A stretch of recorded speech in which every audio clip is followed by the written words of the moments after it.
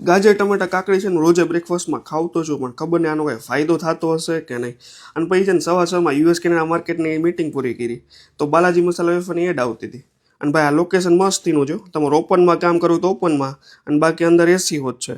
અને અમારે ક્લાયન્ટ છે જે એનું રેસ્ટોરન્ટ ચાલે છે અને અમે એનું માર્કેટિંગ સંભાળી છે. હવે એ લોકોને ધીમે ધીમે કસ્ટમરે મળવા માંડ્યા છે. અને 3 વાગ્યા સુધીમાં છે ને મેં 60% જેવું વખત તો પતાવી દીધું હતું. અને પછી હું નીકળ્યો ઘર તરફ. અને આ બિલ્ડિંગમાં છે ને પપ્પાએ 5 વર્ષ પહેલાં એક ફ્લેટ લીધો હતો. અને એનાથી એ શીખવા મળ્યું કે નેવર ઇન્વેસ્ટ ઇન સોલ્જરી પ્રોજેક્ટ. અને એમાં ઇન્વેસ્ટમેન્ટ ફ્લેટમાં તો કોઈ દી કરવાનું જ નહીં. અને મારા પપ્પા છે ને રિટાયર્ડ છે, તો શાંતિથી યુટ્યુબ જોતા હોય. અને હું પાછો લાગી ગયો કામ પર. અને આજે તો મારું ગળું છે ને બહુ બળતું હતું. અને ખબર નહીં વ્લોગ કાલે બનશે કે નહીં. અને ઠંડીમાં વરસાદ હોય ને એવું વેધર છે ને આપણા જ રાજકોટમાં થઈ ગયું હતું. અને એ વેધર છે ને કેનેડા રહેતો ને ત્યારે આવું સેમ વેધર રોજે હોય. અને ત્યાં મને એક સ્કૂલ ફ્રેન્ડનો મેસેજ આવી ગયો કે મારે હેલ્પની જરૂર છે. અને મને કોલ કરીને કે મારા પપ્પાને છે ને 3rd સ્ટેજ કેન્સર છે અને 50,000 રૂપિયાની જરૂર છે.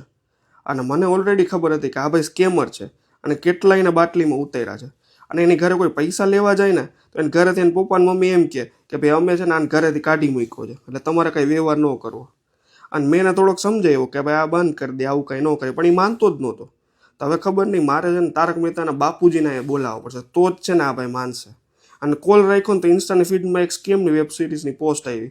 અને આ ભીડે ખબર નહીં અમારા રાજકોટમાં માધવી ભાભીને જે કાંતરમાં શોપિંગ કરવા લઈ આવ્યો કે શું.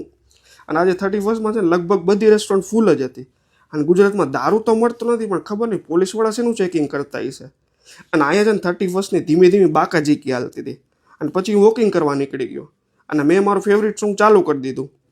અને છેલ્લે છે ને મેં સ્પ્રિન્ટ હોત મારી લીધી. અને મારા મતે હું દોડી શકું ને એટલે હું ફિટ છું.